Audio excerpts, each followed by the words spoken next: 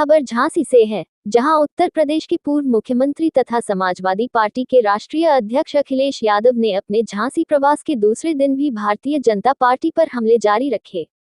कल जिला कारागार में निरुद्ध समाजवादी पार्टी के पूर्व गरौठा विधायक दीप नारायण सिंह यादव से मिलने के लिए आए अखिलेश यादव ने रात्रि विश्राम के बाद सुबह से ही पार्टी के लोगों के घरों में जाकर उनसे मिलना शुरू कर दिया। प्रेमनगर क्षेत्र में रहने वाली एक महिला नेत्री से मिलने के लिए गए अखिलेश ने पत्रकारों से बातचीत करते हुए कहा कि पूरे उत्तर प्रदेश में भारतीय जनता पार्टी के शासन में कानून व्यवस्था चरमरा गई है। पुलिस हिरासत में मौतें लगातार जारी है और उत्तर प्रदेश नंबर 1 पर आ गया है। बलवंत सिंह की पुलिस द्वारा की गई हत्या इसका प्रमाण है। हमारी मांग है कि बलवंत सिंह के परिवार को 1 करोड़ रुपए मुआवजा तथा उसकी विधवा पत्नी को सरकारी नौकरी दी जानी चाहिए। यह वही भारतीय जनता पार्टी है जो यह आरोप लगाती थी कि समाजवादी पार्टी जाति विशेष तथा धर्म विशेष के लोगों की मदद करती है। हम उनसे पूछना चाहते हैं कि वह मदद क्यों नहीं कर रहे हैं और कौन सा कानून उनको रोक रहा है। प्रदेश की कानून व्यवस्था का हाल यह है कि गोरखपुर में एक बेटी के शव को उसके परिवार की महिलाओं को छीनना पड़ गया। गोरखपुर जैसे इलाके से जब इस तरह की खबरें आए तो कानून व्यवस्था का क्या हाल होगा, इसका अनुमान लगाया जा सकता है। उन्होंने कहा कि पूरे प्रदेश में भ्रष्टाचार चरम सीमा पर है और जब तक मुख्यमंत्री खुद इस बात को स्वीकार नहीं करेंगे कि प्रदेश में भ्रष्टाचार है तथा कानून व्यवस्था की स्थिति ठीक नहीं है, तब तक न तो भ्रष्टाचार खत्म होगा और न ही कानून व्यवस्था सुदृढ़ होगी। अखिलेश यादव ने भारतीय जनता पार्टी के उप मुख्यमंत्री केशव प्रसाद मौर्य को भी उनके बयान पर आड़े हाथों लिया। उन्होंने कहा कि सच्चाई यह है कि केशव प्रसाद मौर्य उप मुख्यमंत्री नहीं है, बल्कि मुख्यमंत्री की नौकरी कर रहे हैं। अकेले में पिछड़ों की दुहाई देते हैं, लेकिन सीट पर जब बैठते हैं तो अधीनस्थ बन जाते हैं। सच्चाई यह है कि उनके पास कोई अधिकार है ही नहीं। उन्हें विभाग भी ऐसा दे दिया गया है जिसमें बजट भी नहीं है। उन्होंने कहा, आज व्यापारियों की हालत खराब है। तमाम टैक्सों के अलावा व्यापारी को दुकान के बाहर सामान रखने पर जेब टैक्स भी देना पड़ रहा है। पुलिस की वसूली लगातार जारी है। आने वाले समय में जनता इसका भारतीय जनता पार्टी को करारा जवाब देने के लिए तैयार बैठी है। झांसी से दीपक चंदेल की रिपोर्ट। समाजवादी पार्टी के कार्यकर्ता नेता और जिस तरह का भारतीय जनता पार्टी का व्यवहार है, जब तक सरकार स्वीकार नहीं करेगी कि सरकार में भ्रष्टाचार है, भ्रष्टाचार खत्म नहीं होगा। मुख्यमंत्री जी को खुद स्वीकार करना पड़ेगा कि पुलिस वसूली कर रही है। पुलिस से कोई न्याय नहीं मांग सकता और जब तक मुख्यमंत्री जी खुद स्वीकार नहीं करेंगे तब तक लॉ एंड ऑर्डर नहीं बेहतर होगा। और गोरखपुर में जो कल की घटना है, जहां एक बेटी के साथ क्या हुआ, उसके बाद उस परिवार की महिलाओं को, सदस्यों को उसकी डेड बॉडी को छीनना पड़ा, ये खबर है। अगर गोरखपुर से ऐसी खबरें आएँ, उत्तर प्रदेश के दूसरे हिस्से से ऐसी खबरें आएँ जहां पर लॉ एंड ऑर्डर बर्बाद हो गया है, क्या उम्मीद करोगे?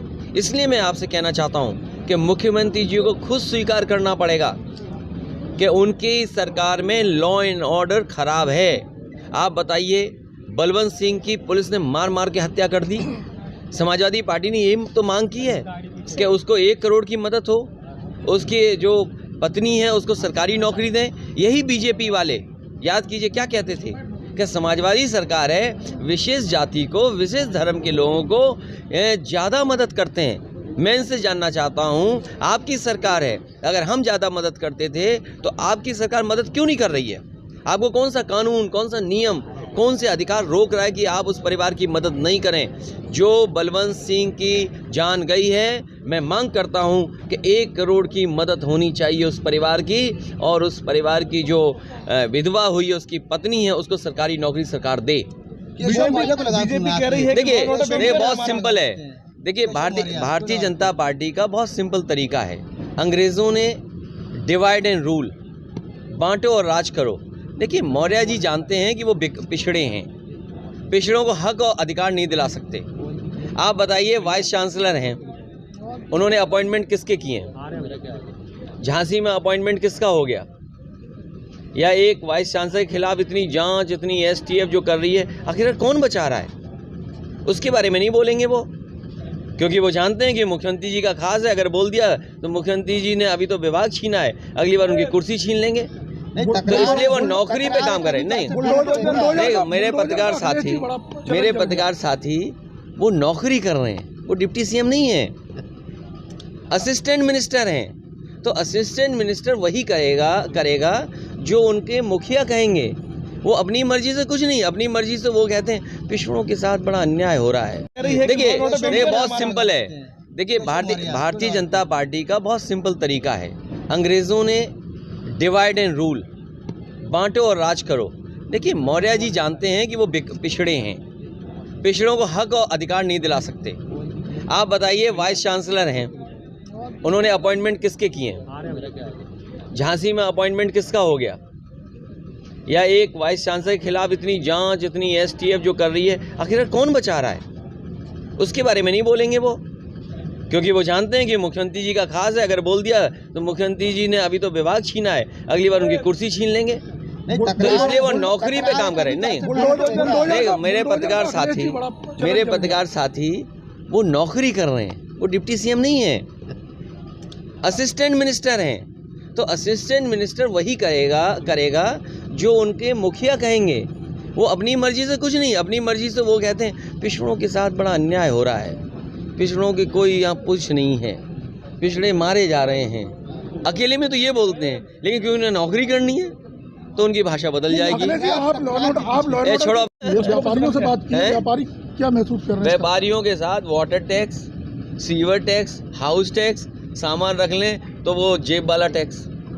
अगर वो दुकान के बाहर सामान रख लें तो जेब वाला टैक्स देना पड़ रहा है उन व्यापारियों को। व्यापारी मन बना रहे हैं कि जिस तरीके से जीएसटी का छापा मारा है और जिस तरीके से उन्हें परेशान करने की कोशिश की है, व्यापारी एक साथ इनको सबक सिखाएगा। Rahul Gandhi law and order पे चुनाव जीती थी बीजेपी। तो मैंने आपसे क्या कहा? बीजेपी का ये मानना है। नहीं, मैंने आपसे कहा कि मुख्यमंत्री जी को खुद स्वीकार करना पड़ेगा कि उनकी स्टेट में लॉ एंड ऑर्डर खराब है। और उसका एग्जाम्पल है कि बलवंत सिंह की हत्या कर दी, सोचिए पुलिस ने।